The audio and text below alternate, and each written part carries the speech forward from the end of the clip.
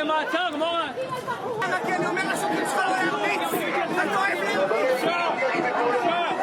תמשיך בפיזור, לא ניגע לפרובוקציות.